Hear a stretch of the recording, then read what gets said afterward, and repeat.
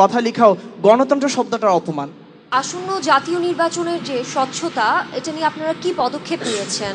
যে সংসদ আমরা দেখে আসছি বা যে ধরনের সরকার আমরা দেখে আসছি, আপনারা কি এতে সন্তুষ্ট না? আপনারা কি ধরনের সংসদ দেখতে চান, কি ধরনের সরকার চান, কি ধরনের নির্বাচন চান?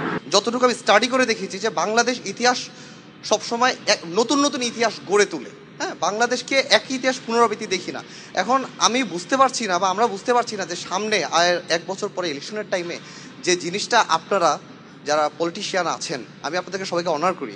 হ্যাঁ, আপনারা আমাদেরকে কি দিচ্ছেন? দেশটাকে ভালো দিকে দিবেন না আরও সংঘাতময় দিকে দিবেন? আপনারা কি আমাদের কথা ভাবছেন নাকি নিজেদের কথা ভাবছেন? এটা নিয়ে হলো আমার প্রশ্ন। আমি এই সম্পর্কে আপনাদের সবার একবার মতামত জানতে চাইব যে তৃতীয় শক্তির প্রয়োজনীয়তা, আমি আবার বলছি তৃতীয় শক্তি মানে তৃতীয় গণতান্ত্রিক শক্তি, এই প্রয়োজনীয়তা আমরা ফিল করছি কিন্তু এটা তৈরি হচ্ছে না। এটার কি কারণ? এটা মানে এই ধরনের শক্তি প্রয়োজন আছে বলে মনে করেন কিনা, আর যদি সেটা মনে করেন তাহলে সেটা কিভাবে হতে পারে? আমার যে মতামতটা অথবা আমার যে অপিনিয়ন সেটা হচ্ছে যে আমরা সবসময় বলে থাকি তৃতীয় শক্তির দরকার আছে, এবং আমরা চাই যে আমাদের যে জনগণ আছে এবং যে পপুলেশনটা আছে সেখানে আমরা তৃতীয় শক্তি কোনোভাবে নিয়ে আসার কারণ আমরা দেখতে চাচ্ছি। কিন্তু যেটা আমরা সবসময় ভুলে যাই, এবং দিস ইজ মানে খুব বেসিক একটা প্রবলেম আমাদের দেশে, যে আমাদের দেশে মাঠঘাট থেকে শুরু করে কর্মচারী থেকে শুরু করে সব লেভেলের মানুষের মধ্যে যে এডুকেশন এবং শিক্ষা যেটা আছে সেটা ইজ নট এনাফ। বিকজ আমরা যখনই ইলেকশনের আগে যাই, আমরা বুঝি বা না বুঝি, দেখি বা না দেখি, আমাদের মাথায় সবসময় বিএনপি এবং আওয়ামী লীগ ছাড়া এবং কনফ্রন্টেশন এবং ফ্যামিলি পলিটিক্স ছাড়া আমাদের মাথায় কিছু আসে না। সো আমার মতামতে আমাদের বেসিক প্রবলেমটা হচ্ছে যদি আমরা এডুকেশন এবং আমরা যদি সেই থার্ড গ্রাসরুট লেভেলে চলে যেতে পারি, so that is I think ওইভাবে আমাদের একটা সলিউশন দরকার। ধন্যবাদ। ব্র্যাক বিশ্ববিদ্যালয়ের কেউ বলবেন এ ব্যাপারে? জি। এখন জাতীয় সংসদ খুব ইম্পর্ট্যান্ট জায়গা রাজনীতির ক্ষেত্রে, তো বিরোধী দলকে আমরা সবসময় অনুপস্থিত দেখতে পাচ্ছি। তো সামনে আমাদের যে নির্বাচন রয়েছে, তো বিরোধী দলকে সাথে নিয়ে কিভাবে কাজ করা যায়, সরকার কি কোনো প্ল্যান আছে কিনা এই ব্যাপারে? ধন্যবাদ। ধন্যবাদ। ঢাকা বিশ্ববিদ্যালয়। আমার এখন কথা বলার বিষয় হচ্ছে তৃতীয় শক্তি। তো তৃতীয় শক্তি এখন বাংলাদেশের তৃতীয় শক্তি বলতে আমরা যা দেখতেছি, ডক্টর কামাল হোসেন, তারপর ABM বি চৌধুরী, তারপর মাহমুদুর রহমান মান্না ভাই, এরকম যাদেরকে দেখতেছি, সবাই কিন্তু একটা সময় একটা পার্টিকুলার পলিটিক্যাল পার্টি থেকে ছেড়ে বর্তমানে তৃতীয় শক্তিতে আসছে। এবং তাদের রাজনৈতিক এজেন্ডা কি, পলিটিক্যাল পার্টি কি, পলিটিক্যাল পার্টির বাইরে আমি মনে করি না যে কোনো তৃতীয় শক্তির উদ্ভব, যত বড় সিভিল সোসাইটি হোক। অগণতান্ত্রিক উপায়ে কোনো তৃতীয় শক্তির উন্মেষ বাংলাদেশে ঘটানো ঠিক হবে না। জগন্নাথ বিশ্ববিদ্যালয়। আচ্ছা, আমি যেটা মনে করি সেটা হচ্ছে যে তৃতীয় শক্তি দরকার যতটা, তার চেয়ে আমার মনে হয় আমাদের প্রথম দৃষ্টি দেওয়া উচিত আমাদের মূল সমস্যাটির দিকে। আমি মনে করি এখন বাংলাদেশের মূল সমস্যাটি হচ্ছে দলের অভ্যন্তরে গণতন্ত্র। বর্তমানে যে নেত্রী রয়েছেন তারা কিন্তু তাদের যোগ্যতা কিংবা তাদের দূরদর্শিতা বা দেশপ্রেমের তুলনায় তারা তাদের পারিবারিক উত্তরাধিকারকে প্রাধান্য পেয়ে তারা নেতৃত্বে এসেছেন, এবং সেই ব্যাপারটি দূর করে আমাদের প্রথমে উচিত যে দলের ভিতরে গণতন্ত্র, এবং দলের ভিতরে যদি কোনো যোগ্য নেতৃত্ব থাকে তাকে সেই দলের নেতৃস্থানে আসার সুযোগ দিতে হবে। তাহলে মনে হয় যে তৃতীয় শক্তির দরকার হবে না। জগন্নাথ বিশ্ববিদ্যালয়ের শিক্ষার্থী বলছেন যে বড় দুই দলের মধ্যে যদি গণতন্ত্রের সঠিক চর্চা হয় তাহলে আর অন্য কোনো শক্তির প্রয়োজনীয়তা নেই। বুয়েট।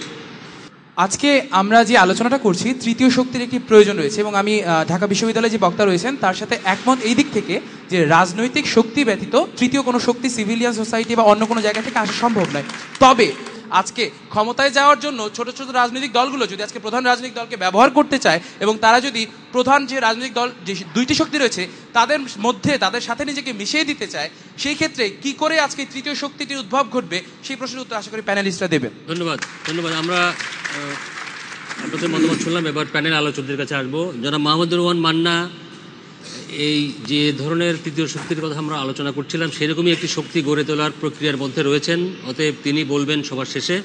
আমি প্রথমে শুরু করবো জনাব মোয়াজ্জেম হোসেন আলাল। বিষয়টা দাঁড়িয়েছে, একজন ছাত্র এখানে বলেছেন, আমি তার কথাটির সঙ্গে অত্যন্ত সম্মানের সঙ্গে বলতে চাই যে দলের অভ্যন্তরে গণতন্ত্রটাকে এক পাশে রাখেন, আর এক পাশে দেখেন আরেকজন শিক্ষার্থী এখানে বলেছেন যে বাংলাদেশে বিশেষ করে সাউথ এশিয়ায় মালদ্বীপের মতো দেশেও কিন্তু নির্দিষ্ট সময়ের আগে সংসদ ভেঙে গেছে, ক্ষমতার পরিবর্তন হয়েছে, কিন্তু 91 পর থেকে আমরা পরিপূর্ণ মেয়াদ পূরণ করেছি যে দল যখন ক্ষমতায় থেকেছে। এটা কিন্তু ডেমোক্রেটিক ইনস্টিটিউশনালাইজেশনের একটি নমুনা। এটা অত্যন্ত অপটিমিস্টিক একটি সাইন ফর বাংলাদেশ।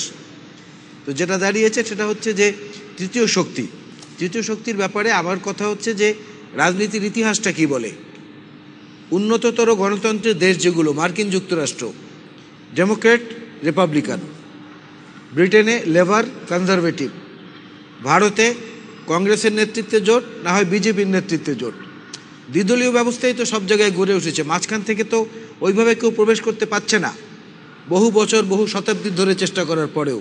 যদি এখান থেকে কেউ পারে, সেটা পারে এই যে জোটগুলোর কথা বলা হয়েছে, জোটের মধ্যে থেকে এইখানে চাপ সৃষ্টি করে যে আওয়ামী লীগের অতীতে কী কী ভুল রয়েছে, বিএনপির অতীত কর্মকাণ্ডে কী কী ভুল রয়েছে, সেগুলো সংশোধনের ব্যাপারে আভ্যন্তরীণ চাপ সৃষ্টি করলেই সেখান থেকেই তৃতীয় শক্তি হিসেবে নতুন তত্ত্ব আবিষ্কৃত হবে এবং সে তত্ত্ব বাস্তবায়নের দায়িত্ব এই তরুণ সমাজের উপরেই পড়বে। ধন্যবাদ। ডক্টর ইফতেখার, জগন্নাথ বিশ্ববিদ্যালয়ের যে তরুণ ছাত্রটি যে কথাটা বলেছে, আমি তার সাথে আসলে আমাদের সার্বিক সমস্যাগুলোর একটা মূল জায়গায় তিনি হাত দিয়েছেন। সেটা হচ্ছে দলের অভ্যন্তরে গণতন্ত্রের চর্চা। সেটা যদি প্রতিষ্ঠিত হয় তাহলে কিন্তু আমরা যে সমস্যাগুলো নিয়ে আলোচনা করছি তার অনেক সমাধান খুঁজে পাওয়া যাবে। পৃথিবীর অন্য কোনো সংসদীয় গণতন্ত্রে এইভাবে জোটবদ্ধভাবে দলগতভাবে সিদ্ধান্ত নিয়ে সংসদ বর্জন করা, সেটা একমাত্র বাংলাদেশই সম্ভব। তার কারণ হচ্ছে যে আমার নেত্রী সেটা চাচ্ছেন। দলের অভ্যন্তরে সমালোচনা সম্ভব, সেই মানসিকতা থেকে আমরা সরে এসেছি এবং এখানে আসলে গণতান্ত্রিক এখনো এক তত্ত্ব প্রতিষ্ঠিত হওয়ার দিকে আমরা যাচ্ছি। সেই জায়গাটাকে চ্যালেঞ্জ করতে এবং সেটার জন্য কিন্তু আমি মনে করি যে ভুবন প্রস্তুত হচ্ছে। আপনি প্রতিটা দলের, আমার সুযোগ হয় বিভিন্ন রাজনৈতিক দলের নেতাকর্মীদের সাথে কথা বলার, কাজ করার সুযোগ হয়। আমি তাতে জানি যে দলের অভ্যন্তরে এই বিষয়টা নিয়ে প্রচুর ক্ষোভ আছে, কিন্তু দুর্ভাগ্যজনকভাবে হলো আমাদের পলিটিক্যাল স্ট্রাকচারটা, দলীয় স্ট্রাকচারটা এরকমভাবে তৈরি যে তারা কিন্তু সেই ক্ষোভটাকে প্রকাশ বা সেই তাদের অভিমতটাকে প্রকাশ করার মতো সুযোগ পাচ্ছেন। যেই কারণে এই জিনিসটাকে চ্যালেঞ্জ করাটা আমার মনে হচ্ছে সবচেয়ে গুরুত্বপূর্ণ পয়েন্ট।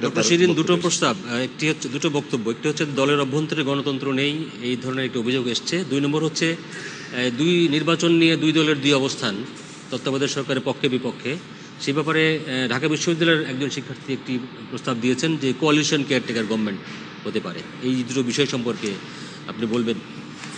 প্রথমে যে বিষয়টি যে দলের ভেতরে গণতন্ত্রের চর্চা, অবশ্যই এটা একটা অন্যতম পূর্ব শর্ত এবং বাংলাদেশ আওয়ামী লীগের পক্ষ থেকে আমি বলতে পারি যে আপনারা বলেছেন যে দলের নেতৃত্বে যিনি আছেন তিনি পরিবারের অংশ হিসেবে আছেন, কিন্তু বিষয়টা হচ্ছে যে ৭৫ পরবর্তী সময়ে আমরা যেটা দেখেছি যে আওয়ামী লীগের ভিতরে অনেক ধরনের বিভক্তি তখন দেখা গিয়েছিল এবং একটা নেতৃত্বের ক্রাইসিস চলেছিল, যার পরিপ্রেক্ষিতে ১৯৮১ সালে প্রধানমন্ত্রী শেখ হাসিনা তখন বাংলাদেশ আওয়ামী লীগের সভানেত্রী হয়ে বাংলাদেশে প্রত্যাবর্তন করেন এবং তার নেতৃত্বেই কিন্তু ২১ বছর পর বাংলাদেশ আওয়ামী লীগ সরকার গঠন করে ১৯৯৬-এ। তিনি বঙ্গবন্ধুর কন্যা, এটা সত্য, কিন্তু তিনি তার নিজের মেধায়, যোগ্যতায়, দক্ষতায় একজন রাজনীতিবিদ হিসেবে এবং গণতন্ত্রকে বাংলাদেশে প্রাতিষ্ঠানিক রূপ দেওয়ার জন্য তিনি যে নিরলস সংগ্রাম করেছেন, তারই কারণে আজকে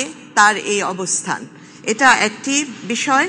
আর আরেকটি বিষয় হচ্ছে যে তত্ত্বাবধায়ক সরকার হবে না কি প্রক্রিয়ায় আগামী নির্বাচন হবে, সেই লক্ষ্যটা সামনে রেখে সরকারি দল এবং বিরোধী দলের মধ্যে আলোচনার মাধ্যমে যে কোনো সমস্যার সমাধান সম্ভব। তবে আরেকটি বিষয় সামনে রয়েছে, সেটা হচ্ছে আমাদের সংবিধান এবং সংবিধানের যে পদ্ধতির কথা এখন বলা আছে, যতক্ষণ পর্যন্ত সংসদে গিয়ে কোনো পরিবর্তন না করা হচ্ছে বা আলোচনার মাধ্যমে কোনো সমাধান না হচ্ছে, ততক্ষণ পর্যন্ত কিন্তু সংবিধানের বাইরে যাবারও খুব একটা সুযোগ থাকবে না। জি, ধন্যবাদ। যেন মাহমুদুর রহমান, আলোচনায় দুবার আপনার নাম এসেছে। বড় দুটো রাজনৈতিক দলের বাইরে বিকল্প রাজনৈতিক শক্তি গড়ে দেখতে চান অনেকে উদ্যোগ নিয়েছিলেন কিন্তু সফল হয়নি। আপনি এখন সে ধরনের একটি উদ্যোগের সঙ্গে রয়েছেন, আপনার এই চেষ্টার পক্ষের যুক্তিগুলো কি কি? প্রথম আমি বলতে চাই, আমরা প্রায় অসম্ভব একটা সময় পার করছি। আমার কথা হচ্ছে, দুইটি দল, দুইজন নেত্রীর নিজেদের জেদাজেদির কারণে আপনি কেন এরকম আটকে থাকবো? আমি চাই যে তারা বসে সমাধান করুন। যেরকম করে বললেন তাদের দলের মধ্যে গণতন্ত্র, তারা নিজেরা সমস্যার সমাধান করে গণতন্ত্রকে এগিয়ে নিয়ে গেলে আর বিকল্প কোনো প্রশ্নই তো আসে না। কিন্তু তারা দুজন মারামারি করবেন। ওই বলেন না রাজা রাজা যুদ্ধ হয় উলু খাগড়ার প্রাণ যায়, তখন উলু খাগড়ারা দাঁড়িয়ে তো বলবেই আমরা বাঁচতে চাই। এই যে তৃতীয় শক্তির কথা বলছেন, এটা একটা আকুতি সাধারণ মানুষের, যারা বিপদগ্রস্ত মনে করছে, যারা মনে করছে দেশ ধ্বংসের দিকে যাচ্ছে, তারা চাইছেন একটা কিছু হোক। আমি মনে করি এই চাওয়া ন্যায়সঙ্গত। এই তৃতীয় শক্তি কারা? আপনারা দাঁড়ান, তৃতীয় শক্তি হবে। আওয়ামী লীগ বিএনপি যত বড় দল হোক, তারা আপনাদের কাছে মাথা নত করতে বাধ্য হবে। আমি নিজে এই উদ্যোগ নিচ্ছি কি কারণে?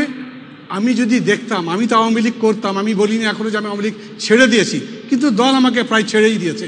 ছেড়ে দেওয়ার জন্য আমার দুঃখ নাই, কারণ আমি যদি দেখি তারা ঠিক মতো না যায়, আমি আমার জায়গায় থাকবো, আমি আপনাদেরকে আহ্বান করব, আপনারাও আসুন। এইরকম আন্দোলনের মধ্যে দিয়ে হোক, নির্বাচনের মধ্যে দিয়ে হোক, যদি যেরকম করে আলাল বললেন সেই রকম করে দলগুলো না জাগে, যেরকম করে শিরিন শর্মিন বললেন সেরকম করে সব দলগুলো যদি না আসে, তাহলে আমরা কেন বলতে পারবো না আপনারা দুটো দল, দুটো জোট, দুজন নেত্রী ব্যর্থ হয়েছেন, এখন আপনারা অন্তত আমাদের সুযোগ দেন, দেখেন আমরা পারি কি না। এই ইতিহাস সারা দুনিয়াতে আছে, বাংলাদেশেও সেরকম ইতিহাস তৈরি হবে, বাংলাদেশে সেরকম শক্তি তৈরি হবে, তার প্রক্রিয়া নিশ্চয়ই ভেতরে ভেতরে চলছে। প্রাণবন্ত আলোচনা হচ্ছে, আশা করছি আপনারা সব উপভোগ করছেন। আমরা আরেকটি বিরতি নেব, তার আগে জনাব মান্না যেটা বললেন আপনাদের উদ্দেশ্য করে, আপনারাই হচ্ছেন তৃতীয় শক্তি। আপনারা তৃতীয় শক্তি হবেন কি হবেন না সেটা জানি না, তবে আগামী রাজনীতিতে, আগামী নির্বাচনে যে আপনারা যে একটি বড় নিয়ামক শক্তি, এতে কোনো সন্দেহ নেই, যেভাবে গত নির্বাচনে আপনারা হয়েছিলেন। অনুষ্ঠানে এই পর্যায়ে আরেকটি বিরতি নেব, ফিরে আসবো আপনাদের ভবিষ্যৎ, যার উপরে বাংলাদেশের ভবিষ্যৎ নির্ভর করছে, সেই বিষয়ে আলোচনার আমরা সেই আলোচনাটা করব, তবে আরেকটা বিরতি।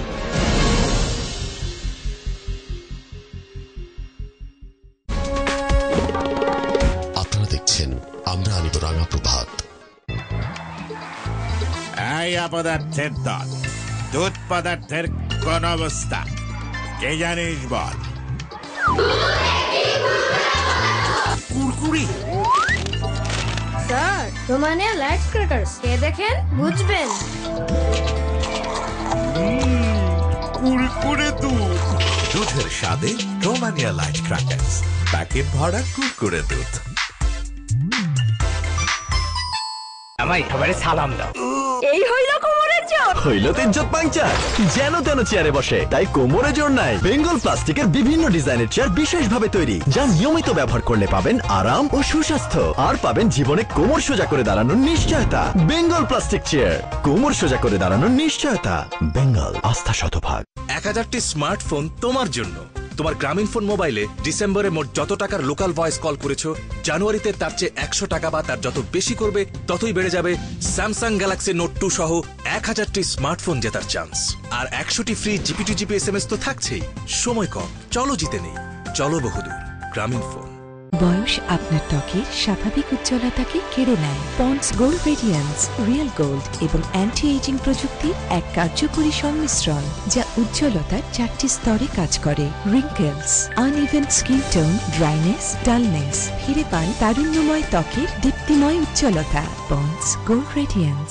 দিনের শুরুতে টেটলি, বড় দানার সৌরভে আর ছোট দানার কড়ালিকারে 1 কাপ পারফেক্ট চা। যেমন বড় আর ছোট দানা, তেমনই দুটি ধারার দারুণ সঙ্গী। কবিতা পড়ার প্রহরে বড় দানার সৌরভে আর ছোট দানার কড়ালিকারে টেটলি, 1 কাপ পারফেক্ট চা।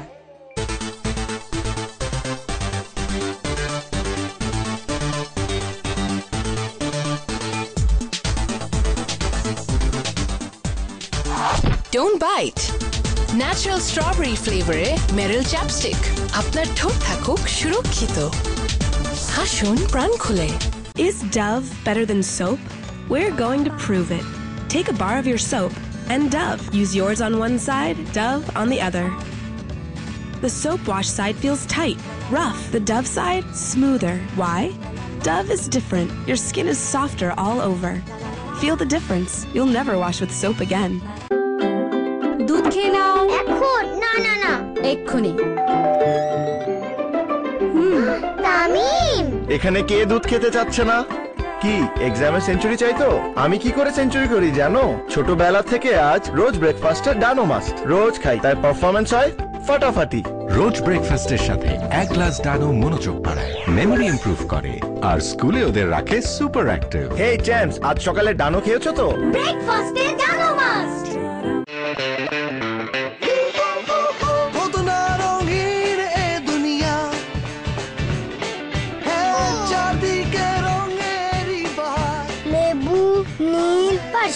এত কিছু কোনো দরকার নেই।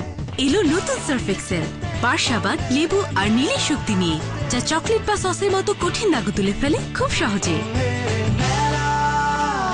Welcome sister. নতুন সার্ফ এক্সেল। বাবা বাবা আমি পেতে পাইছি। প্রতিদিন তো কত মানুষের খবর দিই, কিন্তু কালকে দেবো আমার ছেলের খবর। আমি জানি ও একদিন অনেক বড় হইব, আর এই স্বপ্ন পূরণের জন্য পুষ্টিকর খাবার খুবই গুরুত্বপূর্ণ। আর তা তৈরিতে আমার সাহায্য করে নতুন ম্যাগি স্বাদে ম্যাজিক। এতে আছে ভিটামিন এ, আয়রন ও আয়োডিনের পুষ্টি, যা রান্নায় এনে দারুণ স্বাদ। ম্যাগি স্বাদে ম্যাজিক, দারুণ মজা, দারুণ পুষ্টি, দারুণ খুশি। Nestle, good food, good life. Age robs skin of its natural glow. Pond's Gold Radiance, that a blend of real gold and our most effective anti-aging technology that works on the 4 dimensions of radiance, wrinkles, uneven skin tone, dryness, dullness. Recapture the radiant glow of Pond's Gold Radiance. লিজান hair massage oil ব্যবহারে চুল ভেঙে যাওয়া এবং আগা ফাটা বন্ধ হবে। চুল হবে লম্বা, ঘন এবং কালো। লিজান hair massage oil, total care of hair.